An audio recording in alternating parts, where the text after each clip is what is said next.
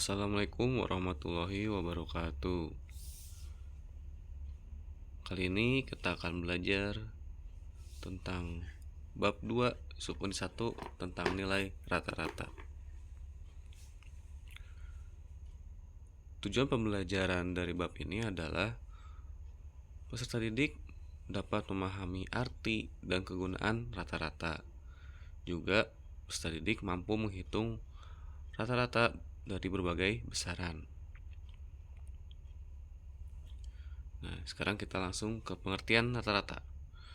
Rata-rata adalah suatu bilangan yang mewakili keseluruhan data pengamatan. Artinya, rata-rata merupakan perwakilan kuantitas dari sekelompok data.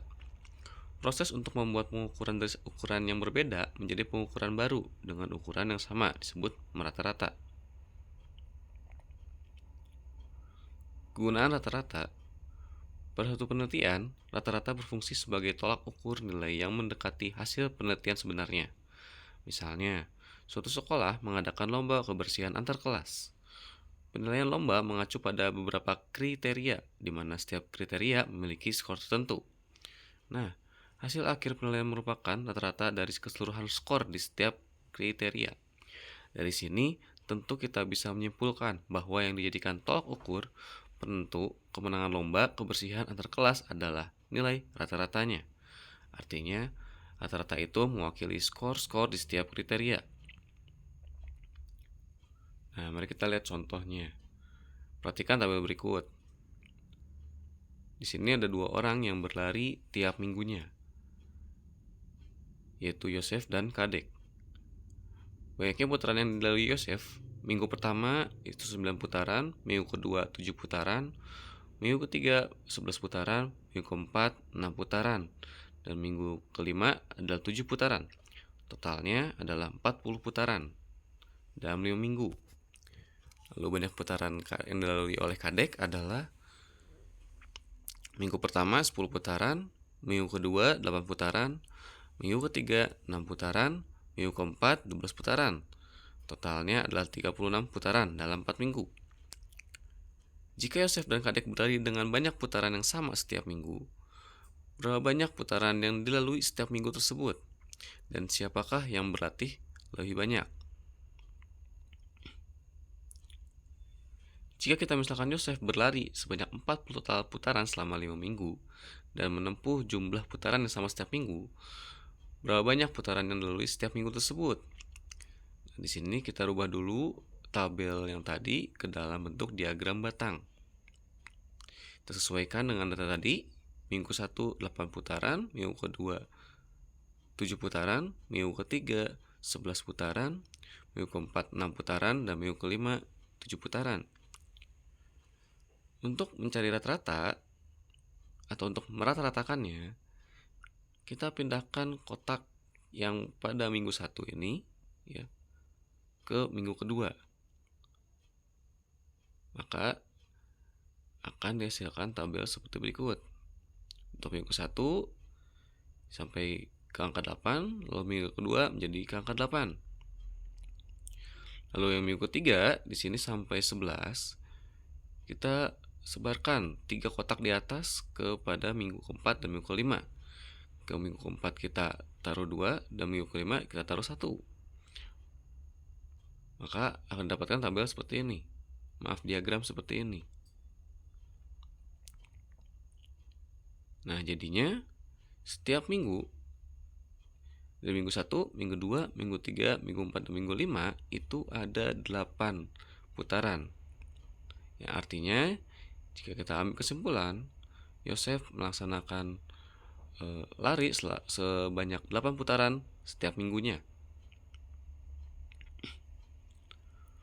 Lalu jika kita misalkan Kadek berlari sebanyak 36 total putaran selama 4 minggu dan menempuh jumlah putaran yang sama setiap minggu, berapa banyak putaran yang dilalui setiap minggu tersebut?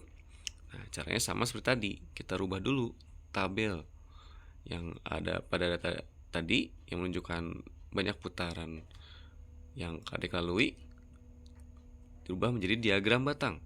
Didapat minggu 1 10 putaran, minggu 2 8 putaran, minggu 3 6 putaran, dan minggu keempat 12 putaran. Yang pertama, kita pindahkan satu kotak yang di pada minggu 1 kepada minggu kedua. Maka akan dapat seperti ini. Minggu 1 9 putaran dan minggu kedua 9 putaran. Lalu di sini yang paling banyak adalah minggu keempat. Kita sebarkan minggu keempat ini 3 minggu. 3 kotak pada minggu keempat kita taruh di minggu ketiga. Maka dapat hasil seperti ini. Minggu ketiga menjadi 9 putaran dan minggu keempat juga 9 putaran. Nah, di sini sudah rata ya. Jadinya minggu 1 9 putaran, minggu 2 9 putaran, minggu 3 9 putaran, dan minggu 4 9 putaran. Maka dapat diambil kesimpulan bahwa kadek melalui atau melaksanakan lari sebanyak 9 putaran tiap minggunya. Nah, setelah itu coba kita menggunakan cara lain. Di sini kita mulai dengan cara hitungan, dengan cara menjumlahkan semua jumlah putaran yang dilalui kadek selama 5 minggu. Lalu kita bagi dengan banyak minggunya. Di sini tadi ada 9 tambah 7 tambah 11 tambah 6 tambah 7. Hasilnya adalah 40 dibagi 5, hasilnya adalah 8. Yang artinya Yosef melakukan lari sebanyak 8 putaran dalam 1 minggu. Untuk kadek, kita lakukan hal yang sama. Kita jumlahkan banyak putarannya, itu ada 10 tambah 8 tambah 6 dan tambah 12. Di sini hasilnya adalah 36 dibagi 4. Karena selalu banyak 4 minggu.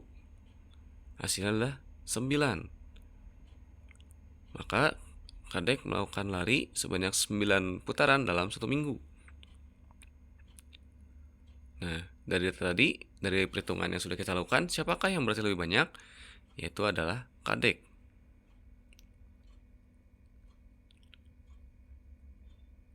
Di sini kita dapat kesimpulan bahwa bilangan atau pengukuran yang merupakan rata-rata dari beberapa bilangan atau pengukuran disebut nilai rata-rata.